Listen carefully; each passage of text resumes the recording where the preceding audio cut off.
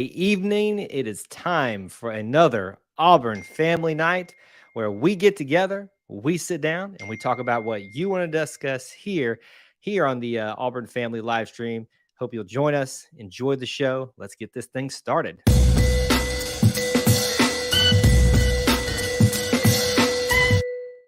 War Eagle again, Auburn family, War Eagle E2C Network family. Thank you so much for being here, for being part of the stream.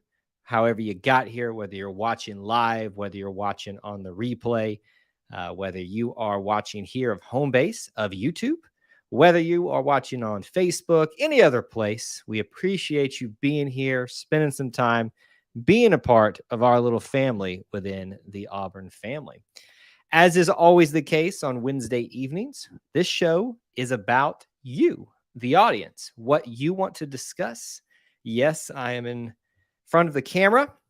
We're going to be talking. I'm going to be the one mainly speaking. Would love to see some of your calls tonight. We'll get into that in just a second. But you get to pick the topics, the place we go. I'll start the engine for us, but you get to pick the direction we head. You are the navigators. You are the puppeteers. So go ahead and jump into the stream if you haven't already. Let's get this thing started how we always do, by making sure that you smash the like button. If you're watching on any of those different formats, there's a version of this out there. Please do that. It helps grow our little family within the Auburn family.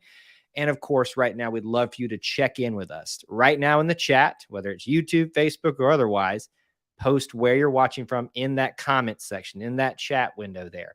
Go ahead and post where you're watching from, your city, your state. If you're international, you can do that with a War Eagle. Let me know what's here. And of course, jump on into the show here. There's a couple of things that we can obviously discuss that are most prevalent on people's minds at this moment. A lot of people are very interested, and rightfully so, in the new baseball stadium renovations that have just been revealed. Further, some new renderings of that. I don't have those handy for you guys to pull up tonight, but we can at least discuss what we saw there. Auburn recruiting for football has picked up in the last week. We discussed some of that last week, but there's even some more interesting things out there on the horizon that I'm sure people are mindful of. And we've also got the ever going march to fall and getting excited for that. So a lot of different things that we could take this show. I will take it somewhere in a second, but you can go ahead and get us started by posting what you want to talk about right now in the chat. A couple things here at the start of the show. Would love for you to call in tonight. As usual, our call-in link is available right now at the top of the chat here on YouTube. It should be at the top. I don't think it's pinned, but it should be at the top on Facebook. If you'd like to access that, you might have to scroll up there to find it. But please do call in tonight. You can be on camera. You can be off camera. Doesn't matter. Would just love to see and hear from you tonight and see what you want to discuss. So that is now open. That is now available for you. So take advantage of that if you would like to. I will start us off tonight. And again, we'll go wherever we are at that. I just realized my water is up over there and I can't get it now. I'm really thirsty. This is the type of show we have on Wednesday nights. It just, my mind goes places and I think about it. Here, let me talk about this first. You can't really tell in this shot. Of course, I'm kind of scared now when I reveal the full shot here. But as you can see, some things look different. This is no way is the way this is going to look going forward. Most of you who have been around for a while know that I've been talking about we needed to do some rearranging at E2C Network headquarters. So some new lighting's gone up. The way everything is situated is changing, and we're not done yet, as Trevon Reed would say in football recruiting. So stay tuned for that, but you're at least getting kind of a preview of what I'm working with. Most of the stuff that you will never see, like it's just the way things are rearranged, the way the lighting's set up, testing things. So if there's anything that you guys pick up on that we could do better, let me know. But we're experimenting all the time here at E2C Network headquarters. Okay, so that's a little bit of the housekeeping stuff. What I will start us off with, how does everybody feel about those brand new baseball renderings? Huh?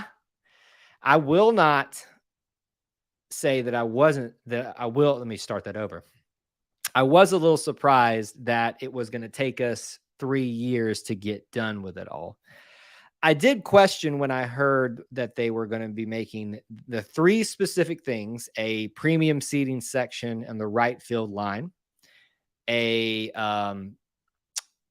right field section out in the outfield for seating, and the monster, how quickly they were going to have to get going on all of those things. And my assumption was the right field line, the premium sitting, because it's going to affect Donahue Drive right there and all of the Tiger Walk situation, that was going to be the most important to get done first. And it sounds like that's kind of the direction they're having. Kevin's here. Good to see you, Kevin. Kevin, we don't see you on YouTube that much, my friend. I'm glad you're over here on Facebook, but we just don't see you as much on YouTube anymore. And maybe I'm glad you got here either way. It's just, I was like, that's Kevin from YouTube. Anyway, good to see you, buddy. I'm glad that you like them.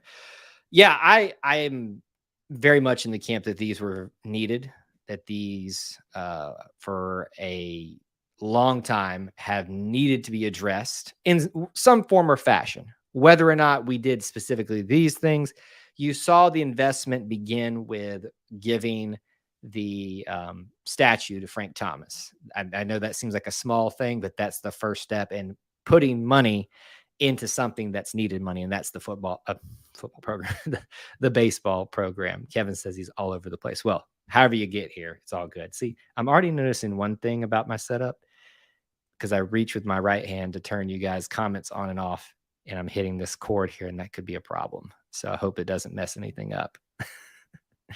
This is why I say that this is a project that's going to be taking a few weeks to get perfectly right. And as you can see right here in the background too, there's this light showing up here on this clear case for the football. Don't like that, but I wanted you guys to be able to have something in the background, because last time we did a live stream, a lot of people were like, you could at least put something up there, Kyle. Well, there you go. There's something. And then there's something on both sides behind me here, including the little light thing. Back to baseball. Very much needed.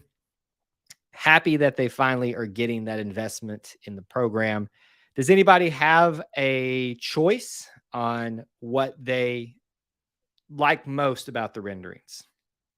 Like a section that you think was most needed? What are you most excited about? I think there's probably a very fan favorite answer to go with that. But when I look at those renderings, there's a lot of things that have me excited. Most of it I won't be able to afford, because they are definitely adding, they're going with the aesthetic approach to this, but also adding more premium seating, which means more expensive tickets, which does increase the seating, but not necessarily for the general public, until you look at the Big Green Monster, or as they're going to officially call it, it seems like War Eagle Wall, which is going to be general admission seating, first come, first save basis, 2 tiers up there.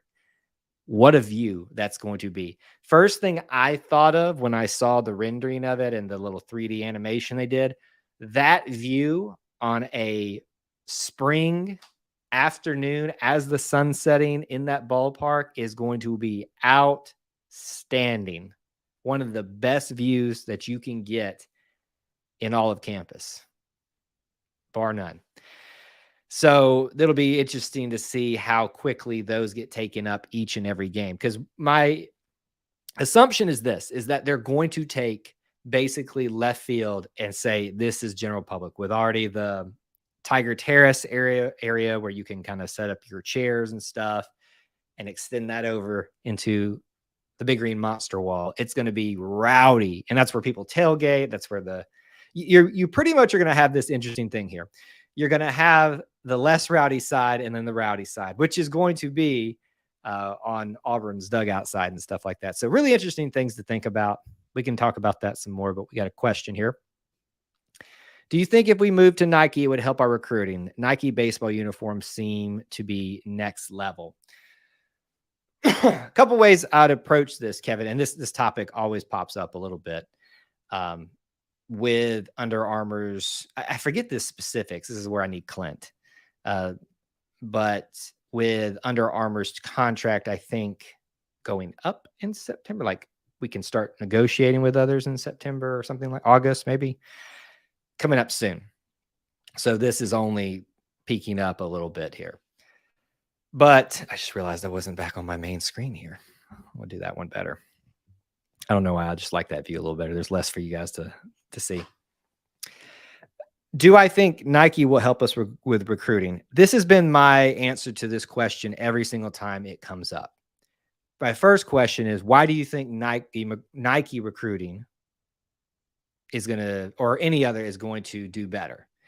There's this perceived notion out there, and when I say perceived, I'm not dismissing that some of it is not true, that our athletes hate the stuff from Under Armour, that it's the reason we're losing out on recruits. Most of the time I find those are very isolated stories with not a lot of direct substantiating to them. Like I heard this, I heard that, or my friend talked to this player's cousin type of thing. To me, if you get a recruit here specifically, like their big thing was the type of gear we have, that's not a recruit I want. That's just my personal opinion. You may feel differently on it. That's not the type of player I want. So that's what I always kind of answer with that. Do I think it'll help recruiting? If it does, that's troublesome to me. But it might. It absolutely might. I don't know. I don't make those calls. It's one of those things that I think we put as fans a little too much emphasis on. And me too. Like, I am not saying I prefer Under Armour. I'm not saying I'm not open to a change, but I think it kind of, we used to give Barbie a lot of crap about saying we couldn't win because of Under Armour. And look what happened. Look what Bruce Pearl did. I don't know. It's just, I'm kind of going all over the place with this topic right now. Will it help the recruiting? I'm sure it'll help one or two, this small handful of players that have to have that type of thing. But no, I don't think it's going to help recruiting all that much. Just my own personal opinion on that. Auburn will have the only green monster seating in all of college. Is that confirmed, Kevin? Because if it is, that's pretty incredible. That's quite a, you want to talk about recruiting pitches. Will that help recruiting for baseball? You bet it will.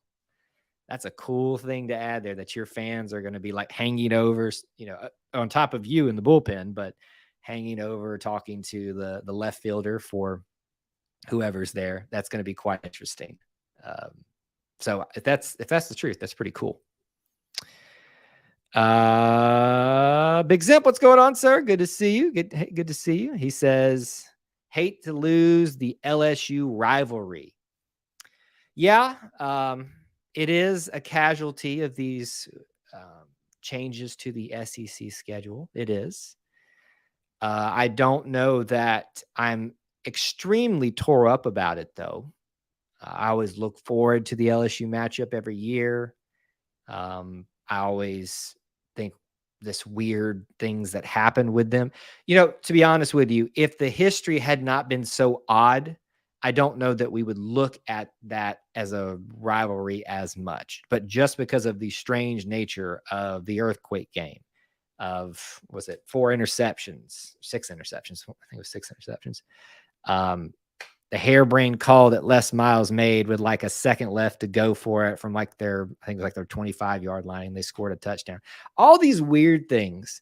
So to me, minus those, this isn't that big of a rivalry. It's just the weirdness of it. But I'm going to miss the normalcy of playing LSU, Ole Miss, Mississippi State. If you're going to miss that stuff, get your fill this year. It's going to be gone soon. But what I am excited about is what it fixes. To me, the loss of LSU fixes more problems than it creates with losing it. Does that make sense? Yeah, it sucks you don't see them every year, but you're probably going to see them every 2 to 3 years. In exchange for that, we get to see Florida probably every 2 to 3 years. We get to see Tennessee every 2 to 3 years. We get to see XYZ every 2 to 3 years. To me, that's a good trade. I'll take that. I will take that.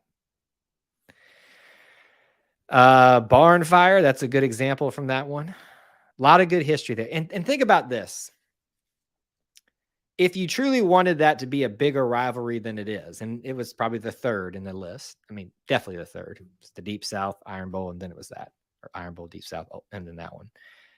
Then you've got some time to kind of let things boil over and stew. You don't see each other as much, so it's going to be more antsy.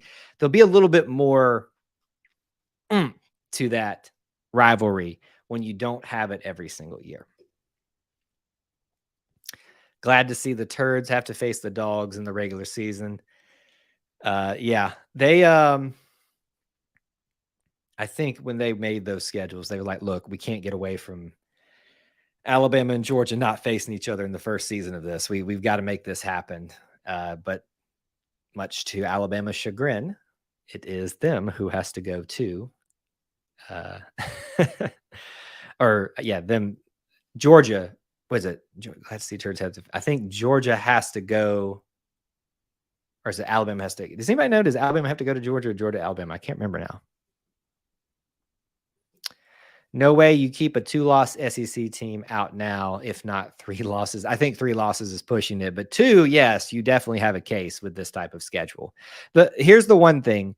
For 2024, they will have the case to make, well, you only played 8 conference games. Everybody else is playing 9. So that will be a valid case. You may hate it, but it's a valid case. When we go to 9 conference games, it's not a matter of if, it's when. Then that argument's over. And so if you have a 2-loss SEC team, you're like, hey, your 1-loss Big 12 team, your 1-loss ACC team, if they're still around, they don't really hold as much water. But for now, I wouldn't. For 2023 and 2024, I'd hold your horses on those just a little bit. 2-loss SEC teams are not guarantees. Even if it's one thing if we perceive that we have the toughest schedule, and that should give us some caveats in decision making. It's another thing if selection committees think that as well. So that's something to keep in mind with that. But it'll be exciting. I am somebody said this week, I forget who to credit it to, but it feels like we're just kind of blowing past 2023, doesn't it? Well, I got news for you. We're going to be doing that again in 2024. This time next year, when they are announcing the 2025 season, when we likely go, I'm just going to predict, we likely go to 9 games and have some new rotation thing official. Nobody's going to care about the 2024 season. It's just going to be the thing that we brush past. Can we get to 2025? We're always looking at the grass is greener on the other side. We've all been waiting to get to the point where Oklahoma and Texas were part of this conference, and now we're here, and now we're looking to the next thing and the next thing and the next thing. It's just our nature state of being. Neil, good to see you. With OK and Texas coming to the SEC, does it really matter about out of conference scheduling? I think it does. It's still part of the equation. You can't dismiss it. I think you've got to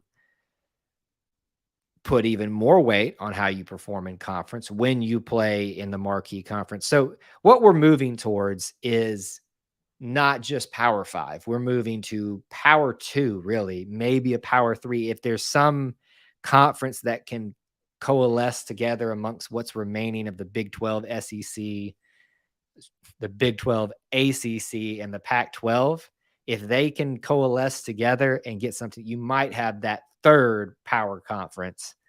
And so really the argument amongst those is not going to be as weighted, because if they all have relatively equal footing in terms of major programs, then that argument doesn't stand as much. But out of conference scheduling should still matter, just maybe not as much, especially when you're coalescing. I'm using that word a lot tonight. Jeez. When you are gathering as much talent as the SEC is. Now, the Big Ten has stepped up. They have certainly stepped up, and they have certainly taken a step in the right direction to add more premier talent and teams there. But the SEC is just one salvo away from getting back in the game there.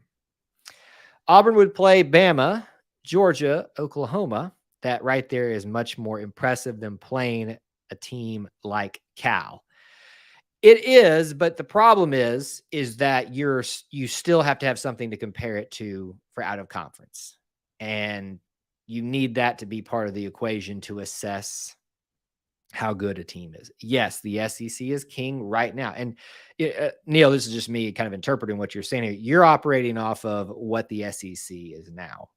We don't know how powerful the SEC will be in 10 years, 20 years. My gut tells me they're going to be just fine. But we don't know. So we can't just operate off of that alone fixes all the problems.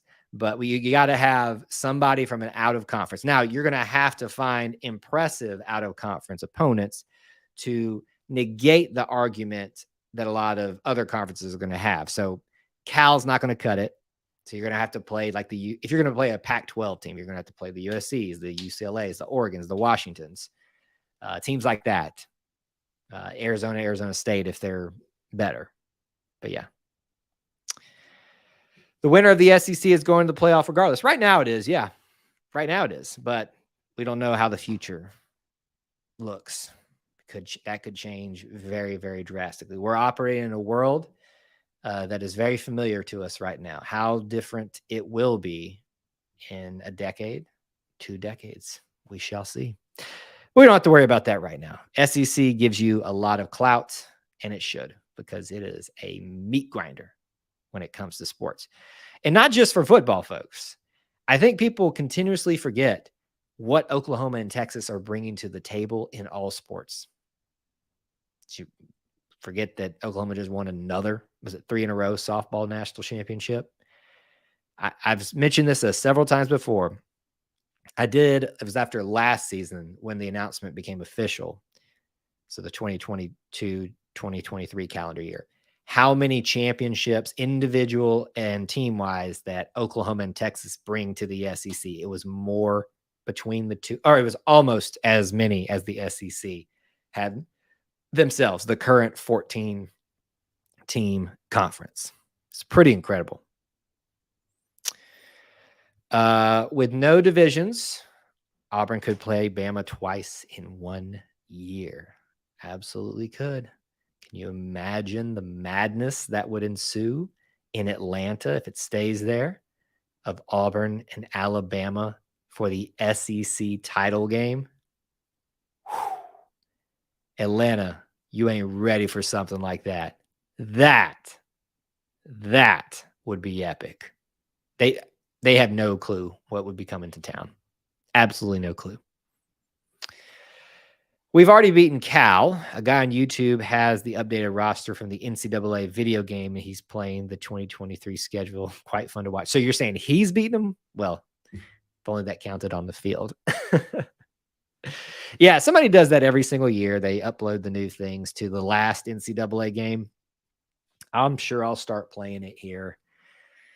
Probably like late July or something like that to kind of wet my whistle for football season. But I cannot wait. Well, I say I can't wait, but that always will be pushed back. It seems like the new NCAA game. Gosh, I miss it so much. There was a time, I'll just peel the curtain back for you guys a little bit. All I played was NCAA and Call of Duty. That was it.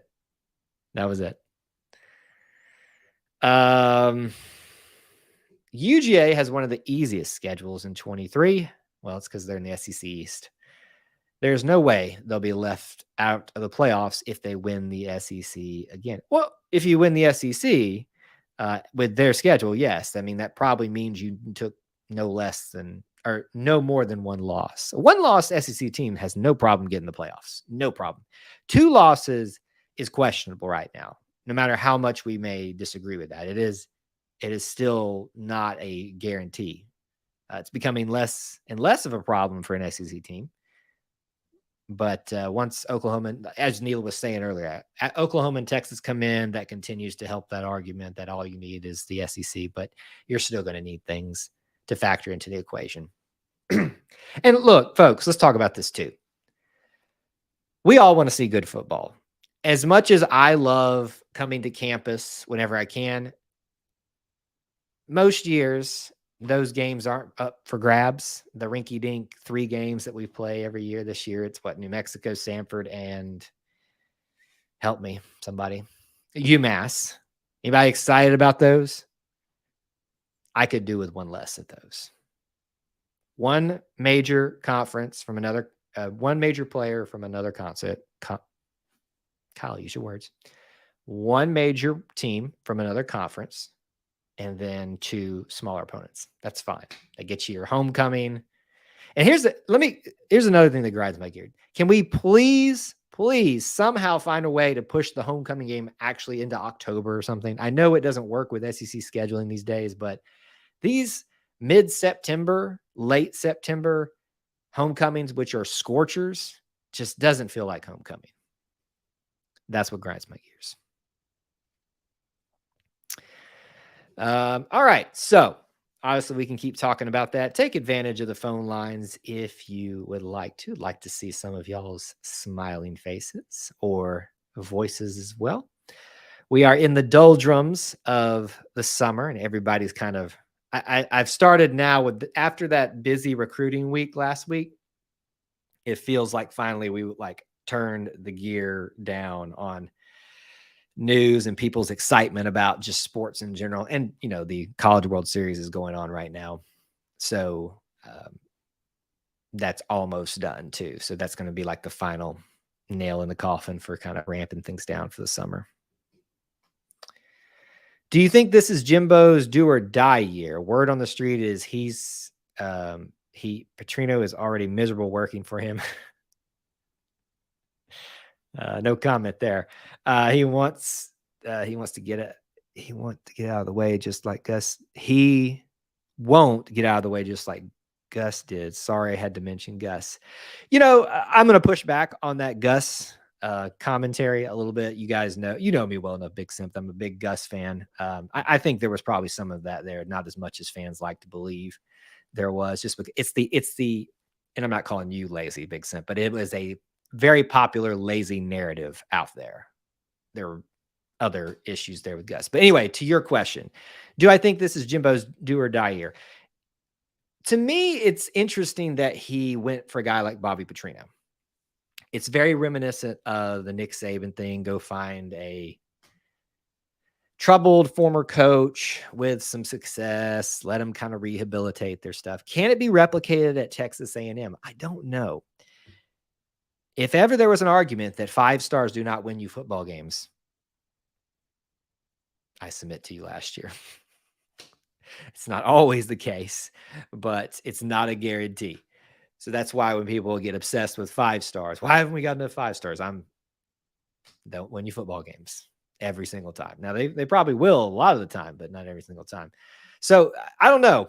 Is it his do or die year? I mean, if you couldn't win last year with that talent, the load of people that they brought in, and they're freshmen, right? Maybe if they start kind of getting their feet grounded this year and that talent starts to get used to the college game and speed, maybe they get it figured out. If he has another year like he did last year, yes, he's probably very hot seat, possibly leaving. Depends on how he loses. But if he has a highly competitive 8-4 year in the SEC West, then maybe. The one thing that may be not working in his favor is the fact that we are moving away from divisions. And sometimes people like to change when the change is already coming. So, yeah, maybe this is a year where he doesn't do a 9 to 10 win season. Jimbo Fisher could be out. The whole Bobby Petrino thing is very intriguing to me. Where are you hearing that he is that they're not getting along as much? Is that message board stuff? I'd be interested to know where that's coming from. It's always interesting to me. Neil says, I don't have a positive outlook on the future of college football. Can't imagine what it's like to be a head coach trying to plan for an upcoming season with players in and out of the transfer portal. Yeah, and they probably said the same thing about another issue that arose during college sports years ago, and they adapted. Now, this is a pretty big change. Can we all agree there? NIL, transfer portal, 2 huge things all at once. It's a pretty big deal. They'll adapt or they will perish. not in the literal sense, in the career sense. Those that can adapt will survive. Survival of the fittest. It always is the way it is. But yeah, it's easy as a fan to sit back and go, God, you know what? I don't know if I like this. Little too much. A little too much all at once. Internet as usual. Where you heard that? Yeah. I'd put much less stock in stuff we're hearing on the internet these days. Paul on Facebook, good to see you. Thanks for being here. A lot of Texas A&M fans are not happy with Bobby. I can't imagine that Bobby Petrino was a very popular hire. He's very much removed from the height of his popularity in a variety of ways. So I would imagine that was not a popular move. That's why it's an interesting one to me. Certified Cobra. Could you see a ceiling of 11-1 or a floor of 7-5, 8-4? Don't think we beat Georgia, but Bama with their QB problems inside JHS could be a plus for us. So those are perceived quarterback problems. Now, when you bring in a transfer quarterback of that caliber from Notre Dame in the middle of your SEC or your spring competition, says a lot, doesn't it? So some of that is, a lot of it is still speculation, but some of it's kind of where there's smoke, where there's fire. There's a pretty big billow of smoke coming up now. Don't think that they won't get it figured out, though. They'll get it figured out. We had this conversation on a recent live stream. I have seen enough mediocre quarterbacks be successful at Alabama. Good ones too, but mediocre ones, simply because of the talent that surrounded them. So don't forget that. Yeah, the quarterback's a pretty big part of that, but if you got that much talent around you, I would look that good. And I can probably only throw the ball about 35 yards, if that. But to answer your question, could we see a ceiling of 11-1 and a floor of 7-5? I don't know. I'm still very hesitant right now to make a solid prediction. I always operate off of an 8-4, just because of, I'm going to use the phrase, Auburn being Auburn and their history. But I'd like to still sit on it and think for a little bit.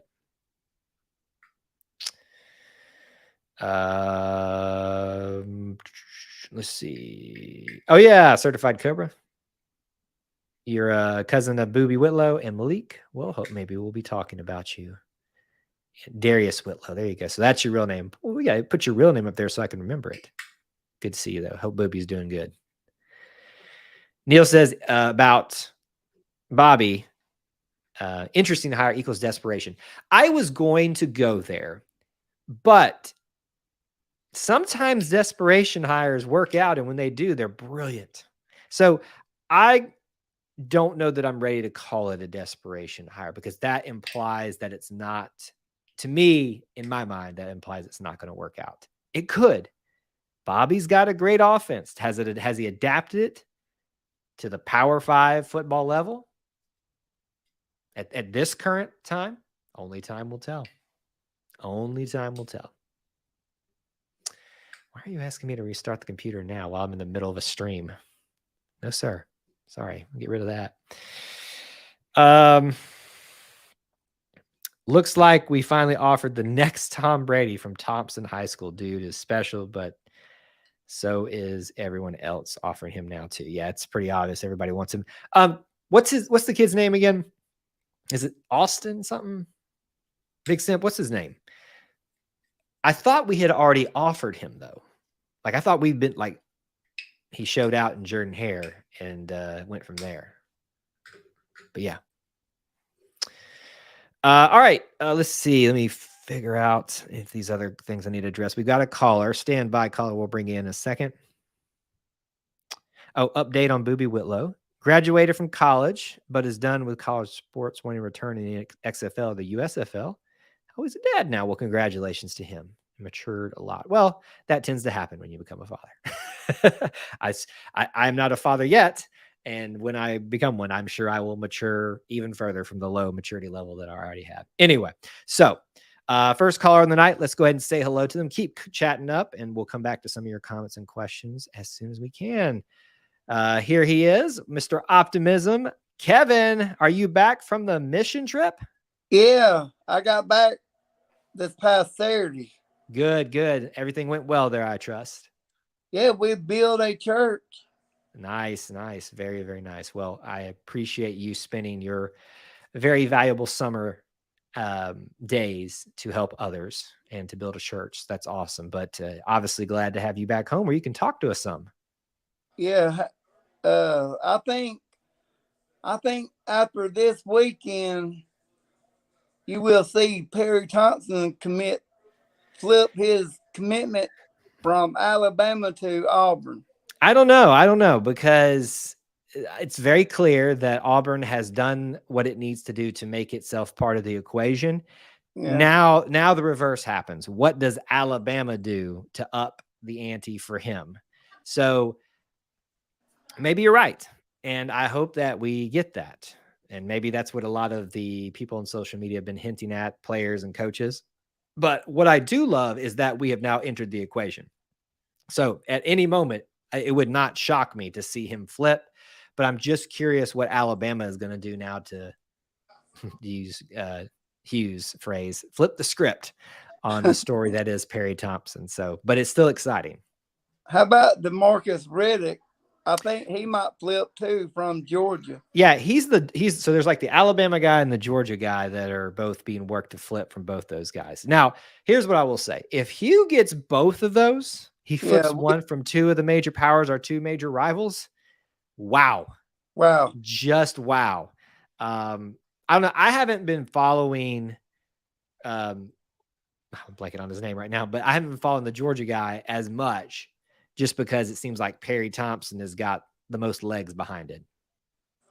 And that Cam Coleman put Auburn on the top school. Yep, top 8, I think, is what he put us at now. Yeah. So yeah, I get the feeling this one's going to stretch out a little bit longer. I'd also wonder if Perry Thompson does flip, does that open the door for Cam Coleman to go to Alabama and be the guy? I haven't spoken to him. I don't know him. Just kind of playing, what would I be thinking at his age, or, things like that. Will Jaquez Hunter be playing this year? Don't know. We're not going to know anything about Jarquez Hunter probably ever until something bad happens, meaning he's gone, if that were to happen, or he's out there on the field. Listen, it's going to be the same. It's going to be the same answer from me and everybody else every single week, because they're not going to tell us anything. I hope he'd be out there. We need him. Oh gosh, we need him. Look, I'm very excited about Damari Alston. I am very excited about Sean Jack. I'm Jeremiah Cobb, Brian Beatty. I am very excited about the entire running back group. But if you think we won't hurt from losing Jarquez Hunter, you got another thing coming, folks. Like, Jarquez Hunter is just a freak of an athlete. So yes, I hope whatever is going on, which we will never know, I hope it gets figured out soon. How many wide receivers do we have total on the team? Yeah. I don't have the thing handy right now. It'll take me a minute to get to it. Let me just give me a second here. I think the last time I did a recruit video, I kind of had this number in my head. I think it was somewhere in the number of like 14 total, and like 11 to 10 of those were like guys that would typically play, like 14, including like walk-ons and stuff. But I think it was like 10 or 11 that would see the field. So I think that's roughly what we have. That guy from Moody High School, he closed his recruitment down. Yes, that would be Amon Lane. Is that who you're talking about? Or Lane, yeah. Amon Lane, yeah. A bunch of our guys closed their recruitment down. Jamarian Burton. Yeah, that's good.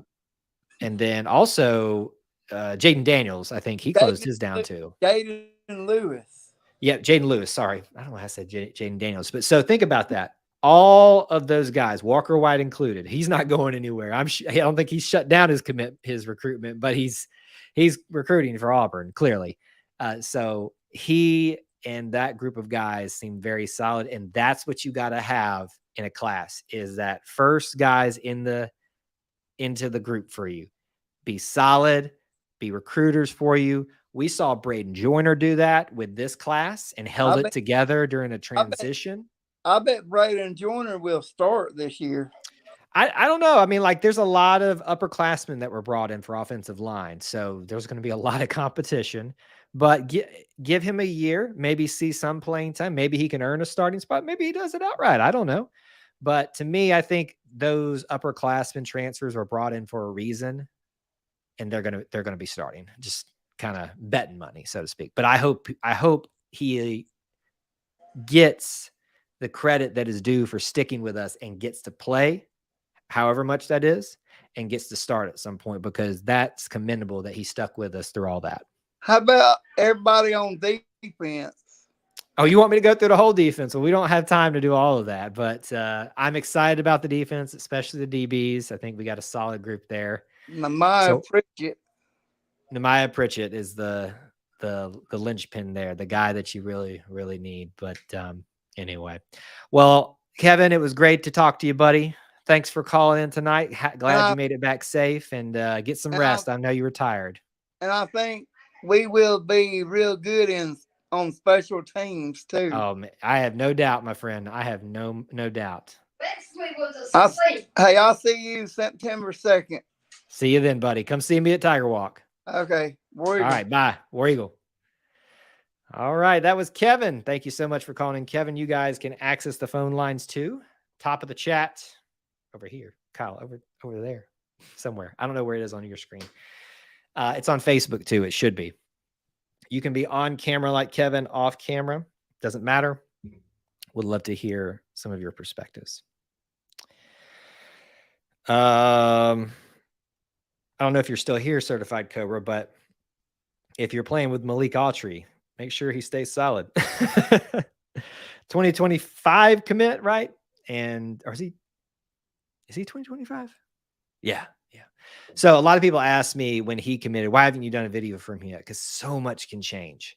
I waited to do the Amon Lane commitment until we got past signing day for the 2023 class, because of that point, because we had Adrian Passe, who was a quarterback commit who left. I mean, unfortunately, unless they're just like, I have to talk about them, like they're the best recruit and we got him already, then I'm going to probably wait and do those videos when they actually commit. So Trent Seaborn, is that who we were talking about? The young kid from Thompson? Is that who you were talking about? Yeah, I thought if that's who we're talking about, I thought we had already offered him. Maybe I'm mistaken in that, but I'm not shocked that people are offering. What is he, like a sophomore? Just now going to I think he was a freshman this past year, and now he's going to be a sophomore. It's ridiculous. Look, I think Nick Saban offered like an 11th grade, an 8th grader one time. So I'm sure everybody else is going to be doing that now. He keeps his options open. I don't like that. Just going to be honest. I don't like that. Look, he's got a bright future ahead of him. I understand. But if you're asking me from a content creator for Auburn and a fan perspective, don't like that, which is why Malik Autry will not be getting a video until we get closer to the 2025 season. Just no offense to him, but I make them once they commit. And look, I make them sometimes and they decommit, and that's fine. It's happened a bunch of times, but I'm not going to do it until we probably get through the 2024 cycle. You're going to have to throw your bias away when you start getting recruited. I understand that. Yeah, no, I get it. It happens all the time. People leave Auburn, the Auburn area, or they leave their traditional fandoms to go seek their best opportunity. And I think you would be unwise not to seriously entertain all offers on the table. But I bet you want to be part of Auburn, though. Look at me talking like I actually had offers on the table or something like that. Anyway, all right. What are some things that we haven't hit? We talked about the baseball renovations. We talked a little bit about recruiting with Kevin. We talked about the 2024 season and scheduling. We talked about, I feel like there's one big thing that we haven't talked about that I'm missing. I don't know. About 45 minutes into the show, got about 15 minutes left. So if you got some things that you'd like to discuss that we haven't hit yet, please let me know, or you can even call in tonight. It's up to you. I feel like there's one big storyline out there that we have not. This wasn't it, but it's just now popping in my head. You can help bring the Aubie statue to life. They're hoping to get, I think, what was it, 70,000 something. They're at like 30, almost 40,000. You can donate, go to the Aubie's page. I didn't know it was going to be like a crowdfunded thing. I thought they already had the money for it, but that's going on right now. And they were doing promotions for that for mascot day, which I thought he wasn't a mascot. I thought he was a real tiger. All other places are ugly compared to the loveliest village on the plains. Big Simp. I don't know if you're on Facebook, but I put them on Twitter and I put them on Instagram too, but they went, I won't call it viral for us on Facebook.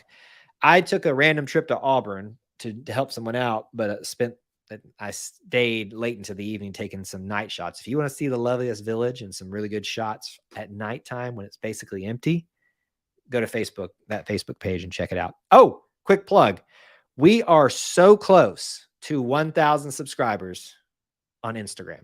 We are like at last I checked, which means someone's going to, this is what, every time you mention something publicly, like we're that close, someone unsubscribes, someone unfollows just to be that person. So last I checked, we were at 979, probably at 975 now because of me saying that. But basically, we're within 20 to 25 follows on Instagram. So please follow us there if you can. Any news on basketball? Could you be a little bit more specific? Like, what are you looking for? Like recruiting, schedule? What are you looking for? Give me a little bit of direction there, what you're looking for with that. The return of basketball players removing themselves from the NBA draft is huge. Final Four, you heard it here. Oh, I don't know. It's a lot at play there to be a Final Four team this year, but Bruce did it with a team that nobody expected, so you never know, right? Oh, Big Simp. That's what I love, man. Thanks. So here's and let me quick plug here. We put out, I won't say a lot, but you'll see some very similar stuff across all of the platforms. Some things just do well no matter what. But what we try to do is give you a little something different on Instagram, a little something different on Twitter, Facebook, TikTok, podcast, videos / podcast here, so that you feel like you can't get the full experience unless you take it all in. So that's my biggest advice. So follow all those things. Those links in the description are your best friend. Back to the basketball stuff, though. Yes, having those guys come back from the draft, literally huge because it was all the big men. If they hadn't come back, it'd have been a Darren Scott, and that's it. So, yeah, I'm excited for this season, what it could have been and what it might have not been had we not had to scramble and find some big men out there. I saw there's a lot of trepidation there when all the transfer portal stuff started, but I think as time gets closer and closer, this team's going to be much anticipated by the Auburn fandom, and for good reason. I think Janai made a very wise choice to come back, not because I don't think he's good enough yet to be in the NBA, but because I think if he duplicates the year that he had this year, it just duplicates it. Like, he's capable of much more. We've seen it, but he had a great year this year. If he duplicates that, I think he goes first round. And that's without looking at how many other big men are going to go this year. We don't know that. But I think he's going to be very much rewarded for his patience. I think NIL probably helped with that a lot. So I don't know if that would have happened had he not had NIL. But I do think he's going to be rewarded for his patience. And I'm super happy to have him back. And that's all that matters, right? Is if we're happy, not there. All right, we're about 10 minutes left.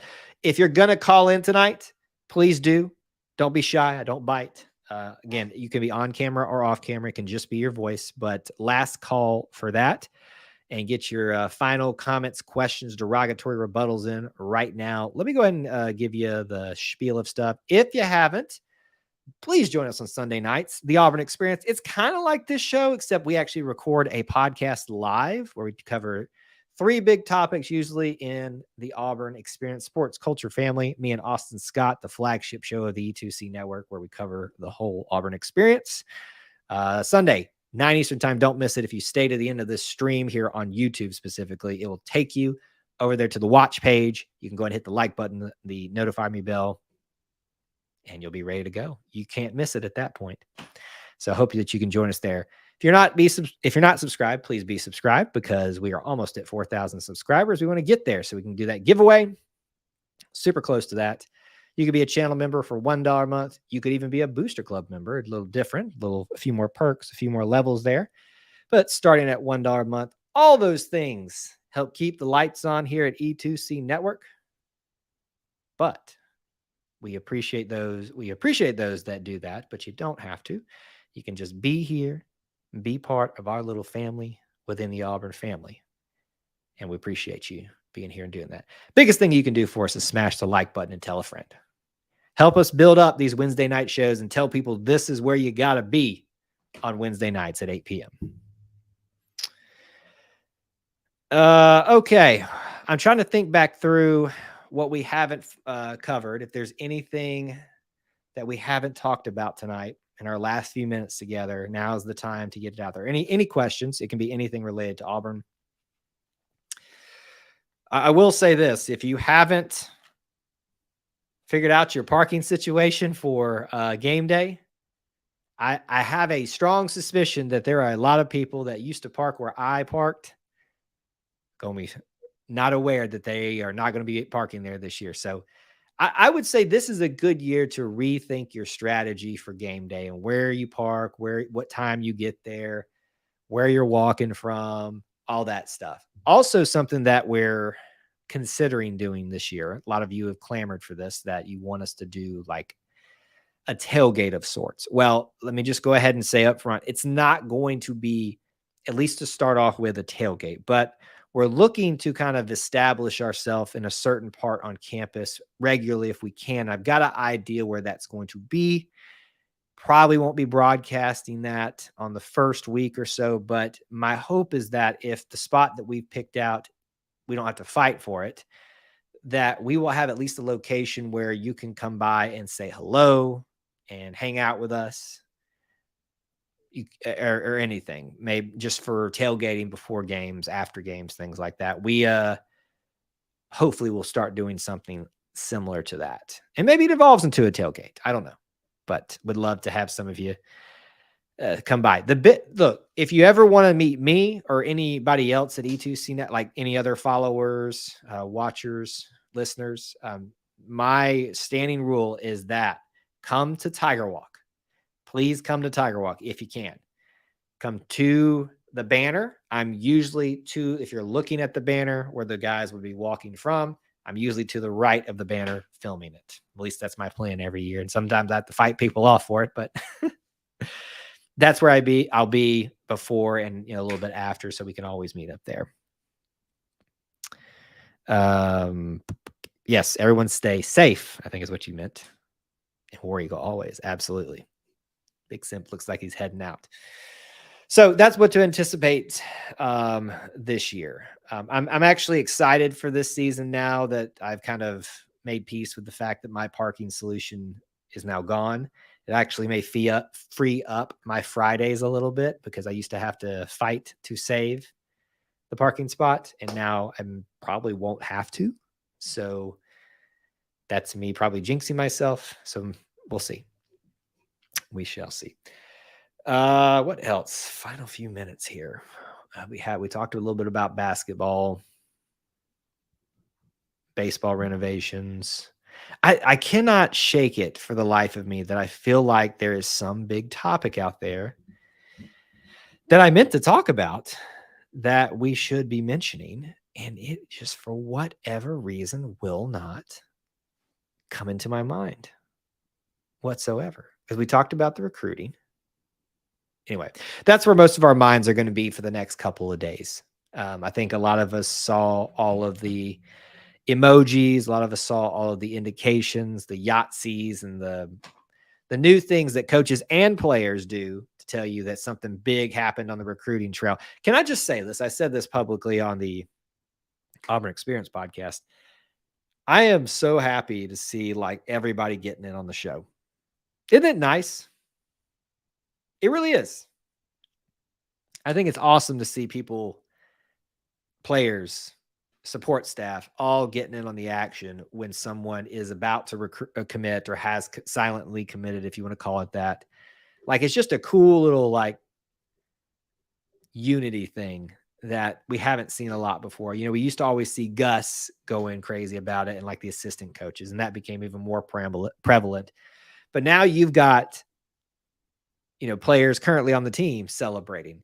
And, you know, we don't know who they were talking about this past week when they were doing all that, because that commitment hasn't come yet that we know of, publicly at least.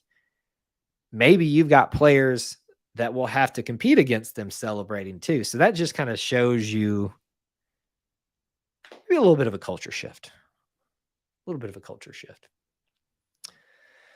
Do I want to bring this topic up at the very end of the show?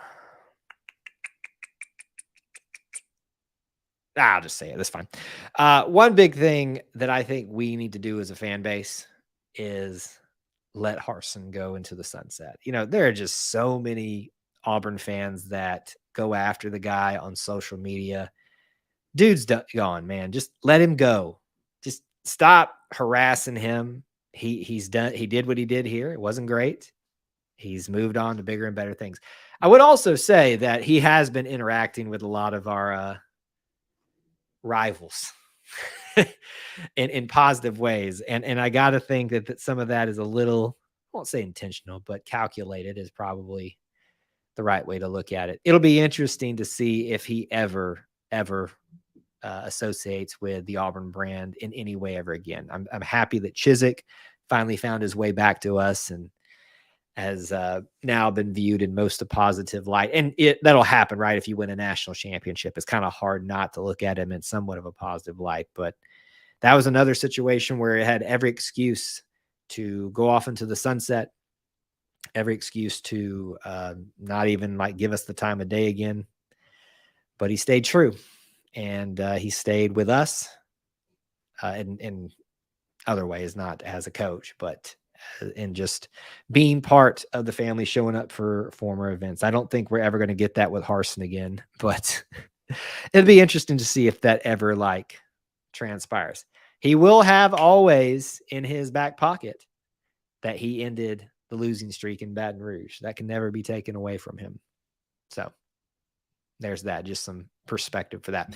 All right. In the final minute, again, check out those links in the description for ways that you can help support our content here. Would love to see you guys on Sunday night, 9 Eastern time for the Auburn Experience podcast. We're going to have some good conversations this week. We'll probably be talking about these baseball renovations in a little bit more detail, and most likely talking about our winter sports recap from the last season. Finally get around to that unless some other big news happens this week. So hope to see you there.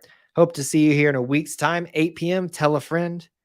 And join us here for the Auburn Family Night live stream. Would love to have you hanging out with us because you guys are the best little family within the Auburn family. And we appreciate you so much choosing to spend some time with us. Until we talk to you again, War Eagle.